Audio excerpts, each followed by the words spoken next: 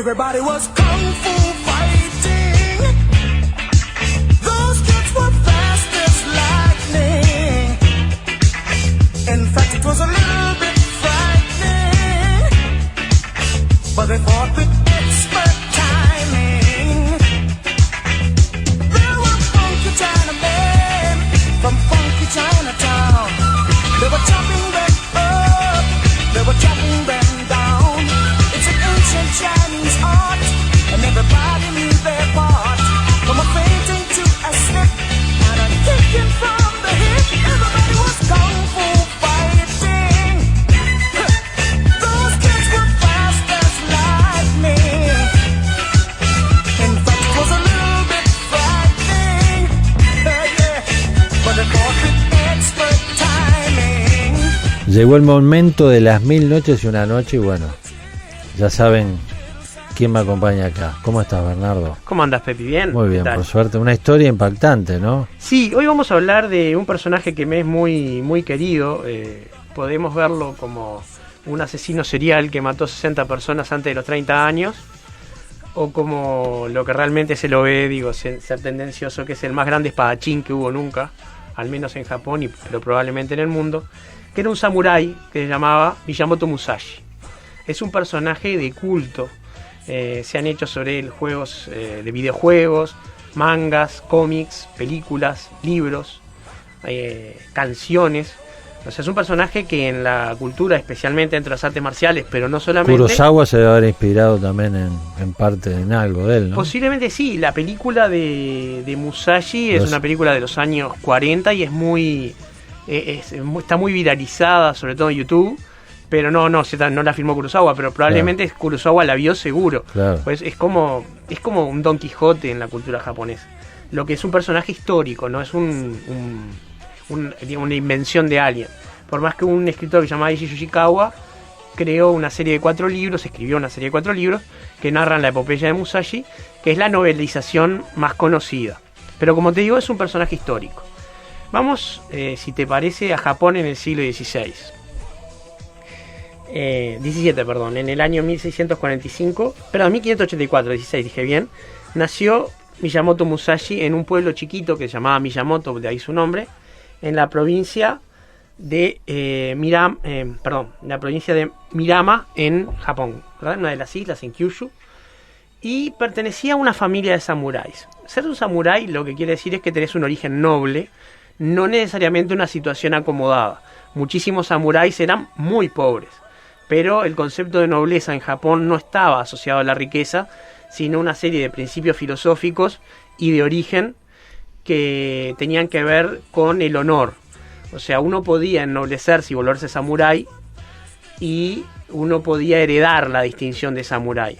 El tema es que lo que uno hacía repercutía en el honor de sus antepasados, a diferencia de lo que es en Occidente, que los antepasados ennoblecen a los hijos, por algo se venera el abolengo dentro de la nobleza, cuántas generaciones antes tienen uno.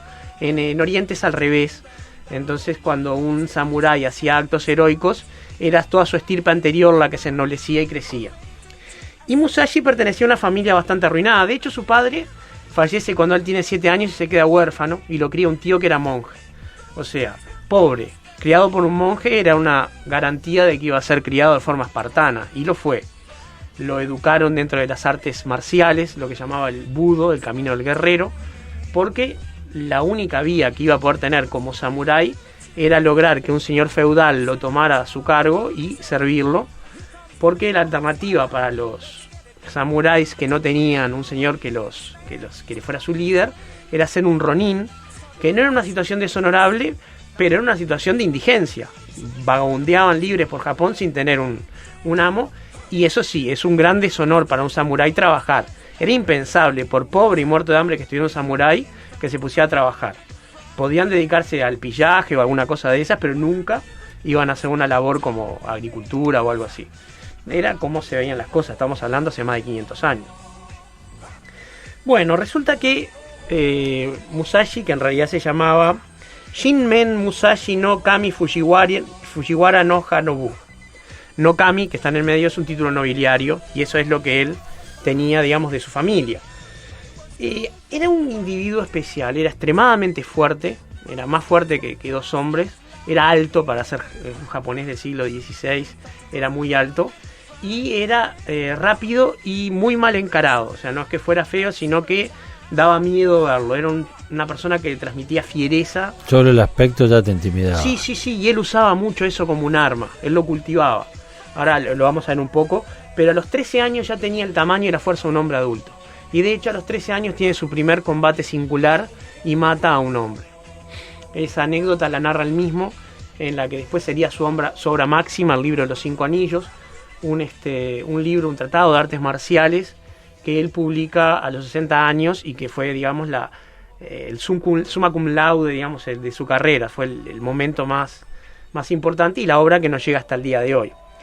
Resulta que a su pueblo de Miyamoto, cuando él tenía 13 años, llega un samurái bastante conocido que se llamaba Arige, que pone un cartel en el medio del pueblo que dice: al que me desafíe lo aceptaré, como diciendo, vengan de a uno que los voy matando. Y Miyamoto, que era Musashi, que era un chico de 13 años, escribió en el cartel: yo te desafiaré mañana, y el samurái acepta el desafío, aunque era un chico de 13 años. Se le armó todo un problema a Musashi porque el tío no quería que combatiera, quería que se disculpara, o sea, como diciendo, una imprudencia juvenil. Pero Musashi aceptó disculparse, pero cuando se llegó renovó su desafío y fijaron la fecha y combatieron. Musashi no tenía espada, tenía un boken, una espada de madera de entrenamiento. Sí. Y con el boken, en 2 movimientos, asesinó al otro samurái, que no era de los mejores combatientes de su época, era un tipo bastante bravucón, pero no demasiado bueno. El tema es que con un solo golpe lo derribó y con otro lo remató. Con 13 años ya inicia su carrera de espadachín. Por supuesto, era un pueblo chiquito, nadie se enteró mucho, y Musashi decide seguir el camino de la espada, ahora con una motivación, porque veía que ese era su camino. A los 16 años tiene su segundo duelo y combate con otro guerrero que termina matando. En los 60 duelos que él tuvo registrados como importantes, no perdió nunca Musashi. O sea, si vamos a hablar de un duelo, sabemos de antemano que él lo ganó. Y vamos a contar un poquito desde su viaje de Mimasaka para recorrer todo Japón. Él hace una peregrinación para obtener sabiduría en el arte marcial. Era algo que los samuráis hacían mucho, a diferencia de en Occidente, que generalmente los magos o los caballeros viajaban un escudero y un caballero, o sea, viajaban con un aprendiz al lado. En lo que se llamaba el viaje se viajaban solos, viajaban absolutamente solos por todo Japón y se iban encontrando con distintos samuráis o sacerdotes y los desafiaban a pelear, y los combates eran a muerte. Podían ser, si era invitado a una escuela, que el combate fuera amistoso, pero generalmente no lo era. Musashi casi todos sus combates fueron a muerte, pero no todos. Y en ese viaje él fue logrando un dominio del arte como nadie lo tuvo nunca nuevamente. Hasta el día de hoy, como ya dije antes, es venerado por eso. Voy a contar 3 de esos combates que fueron muy importantes y hasta el día de hoy son motivo de arte, que pautan cómo él fue creciendo en su carrera. La primera confrontación que tuvo en su viaje lo tuvo contra una familia entera, la familia de Yokihara, que eran una familia de samuráis que los desafió a todos. Primero luchó contra el jefe del clan y lo mató, luchó contra el segundo y lo mató, y al final la familia, que no se daba por vencida, no reconocía la supremacía de Musashi, lo desafían con el que les quedaba como jefe, que era un muchacho de 12 años. Y Musashi, que había utilizado una táctica que después lo haría bastante conocido, que era llegar tarde para desconcertar a sus adversarios, sospechó que en este tercer enfrentamiento había algo raro, que no era lo mismo que los otros. Y a diferencia de lo que había hecho en sus combates anteriores, que era llegar tarde, llegó en la hora pactada y en vez de llegar por delante del campamento, llegó por detrás del campamento para espiar qué estaba pasando.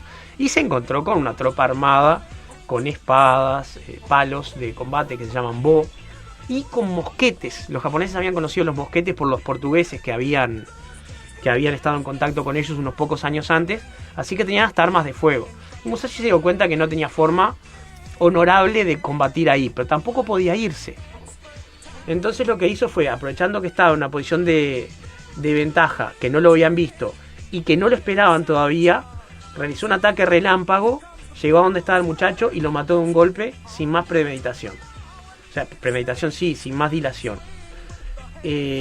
A ese momento ya se dan vuelta todos los guerreros, lo ven y empieza un ataque de todos contra Musashi, y Musashi logra escapar matando a unos cuantos, pero logra ganar el borde del campamento y se va. Ese fue el primer combate grande de su viaje.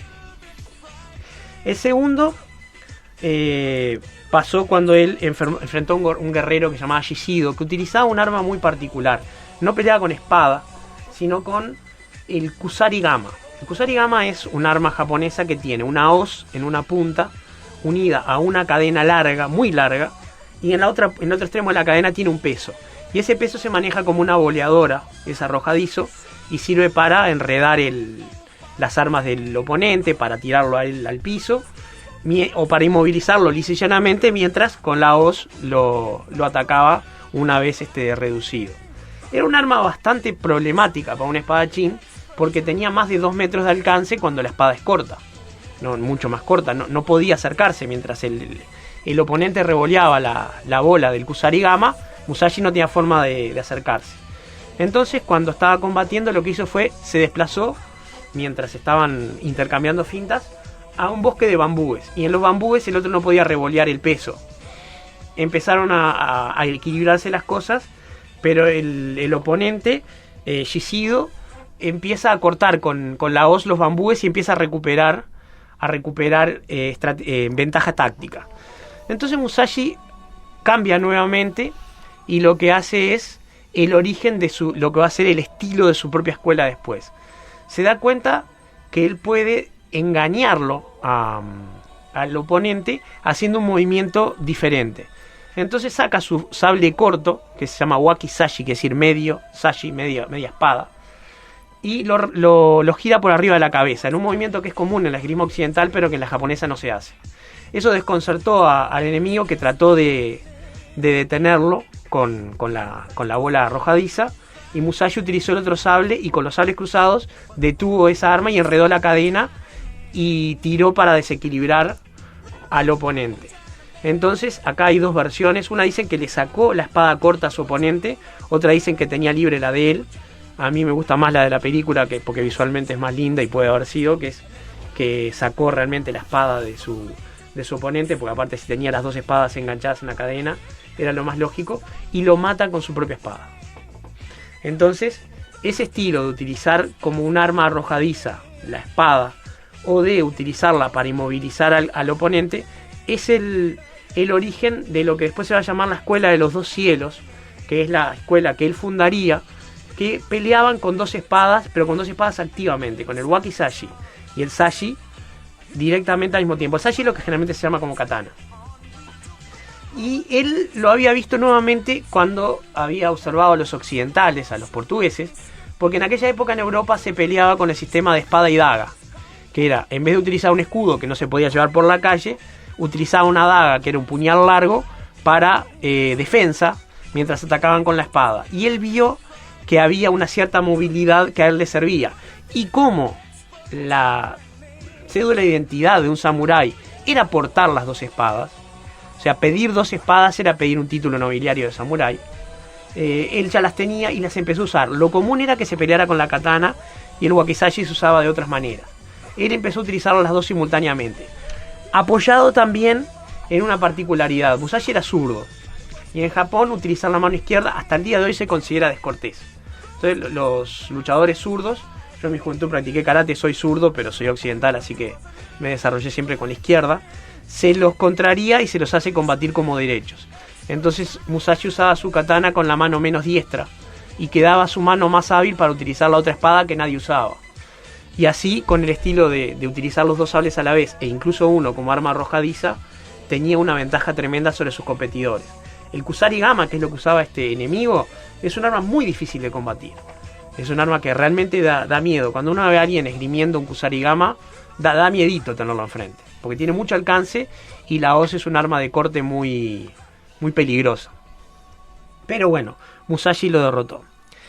La otra aventura de Musashi, el otro duelo, fue un duelo que no ocurrió. Se dirimió de una forma muy diferente. En la filosofía occidental, los conocimientos racionales y los emocionales están separados, pero en la filosofía oriental no hay separación entre lo espiritual y lo material, no hay separación entre lo racional y lo intuitivo. Son todo un conocimiento único, lo que hoy se llamaría holístico, pero que nunca estuvo separado. O sea, la palabra religión en un contexto oriental no tiene mucho sentido. Religión quiere decir religar, reunir lo divino con lo humano, lo material con lo espiritual, y no se puede religar o reunir lo que nunca estuvo separado. Y en ese viaje de aprendizaje, Musashi buscaba el concepto de maestría. Él quería llegar a ser un maestro, y la maestría es algo que solamente la pueden ver los maestros. Parece algo redundante o algo un poco tautológico, pero se dice que se necesita uno para reconocer a otro, y en el caso de la maestría era así. Y Musashi fue a un castillo donde había un gran y muy anciano maestro que practicaba un estilo muy, muy específico de kendo, de lucha con espadas, y llegó, se llamaba Seki Yusai, y llegó al mismo tiempo que un desafiante, un guerrero joven de otro pueblo, pero un noble con séquito, ¿verdad? Un samurái con séquito, no un ronin como Musashi, y pudo ver cómo el otro guerrero pedía una entrevista. Lo que decía en realidad era que quería tomar una lección con el maestro.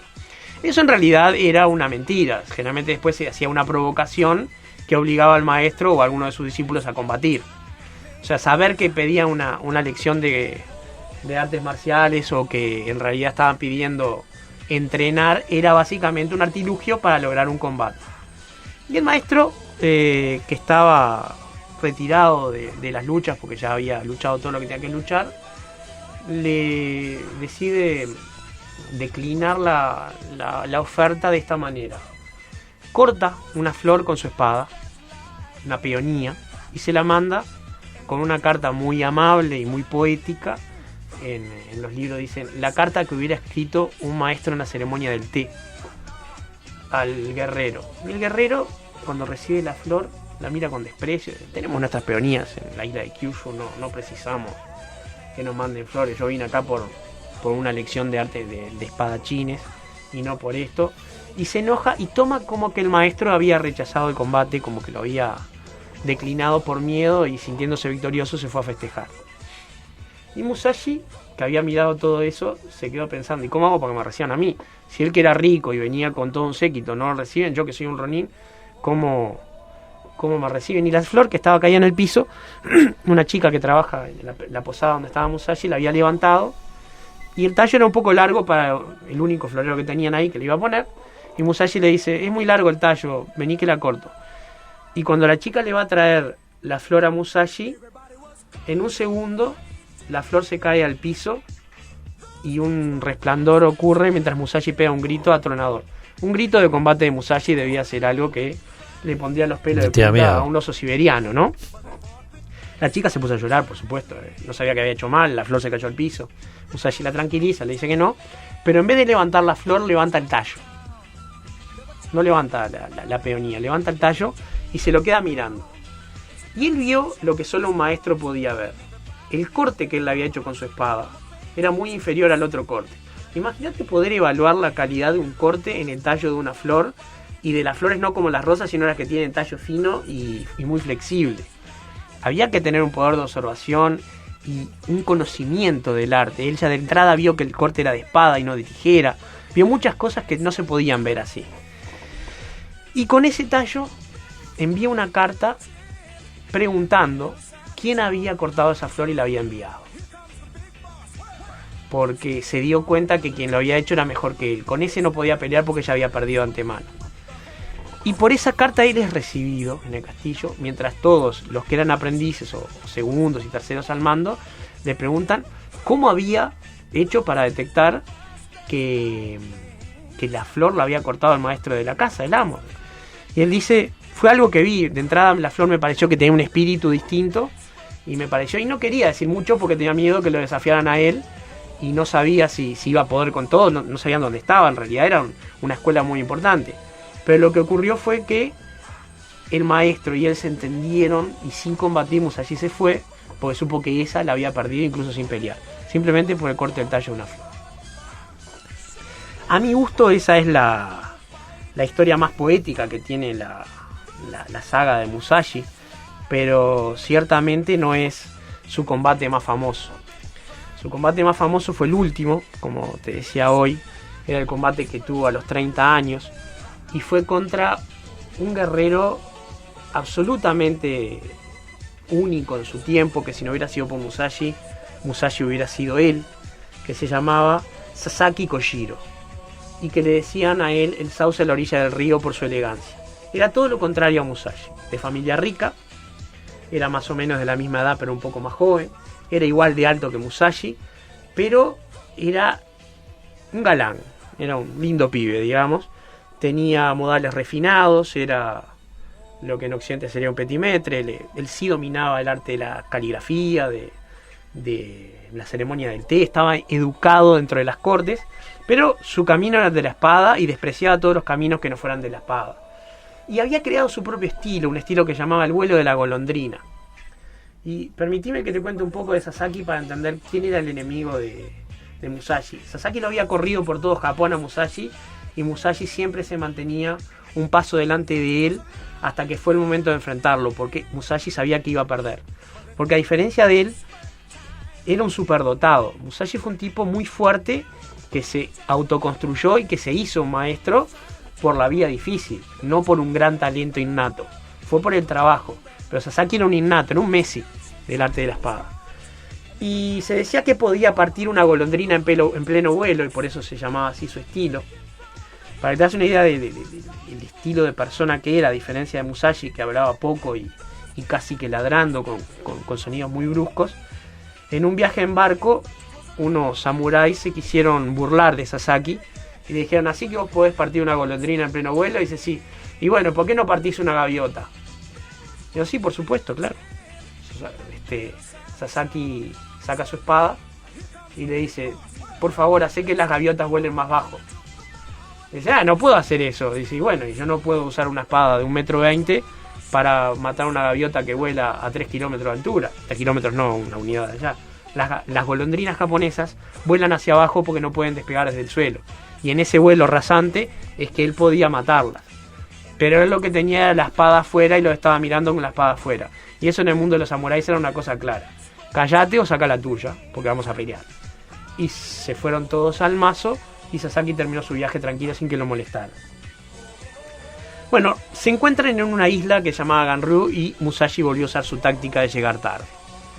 Pero un dato más: la espada de Sasaki era una espada famosa. Las espadas de los samuráis podían tener su propia historia y su propio abolengo.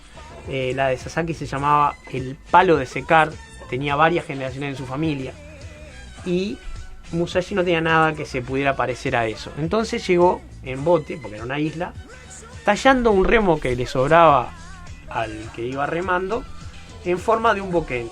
Entonces logró un boquén un poco largo, pero básicamente se iba a enfrentar a una espada casi mágica con un palo. Y llegó a la isla tarde, lo que hizo que, por supuesto, Sasaki estuviera fuera de escuadra y bastante molesto, y se pone frente a frente por primera vez. Sasaki lo mira, desenvaina y tira la vaina de la espada, lo que se llama la tsuka. Y Musashi le dijo: estás muerto. El otro le dice: ¿por qué? Estoy muerto.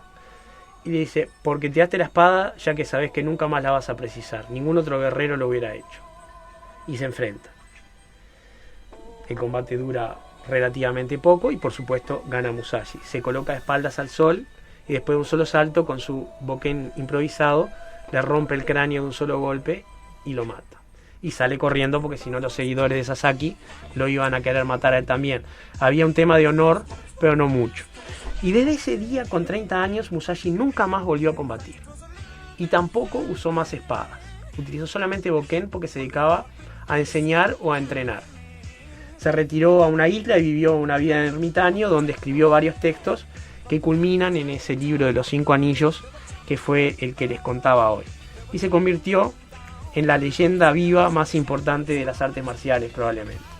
Y bueno, esa fue la historia que tenemos hoy, Pepi. No sé Muy si linda te gustó. historia, claro que sí, muy interesante, apasionante diría. Bueno, y la próxima vez que vengamos a 1000 noches y una noche veremos qué traemos. Pero hoy esta es una de las historias más queridas que tenía. Gracias, Bernardo. Buenas noches.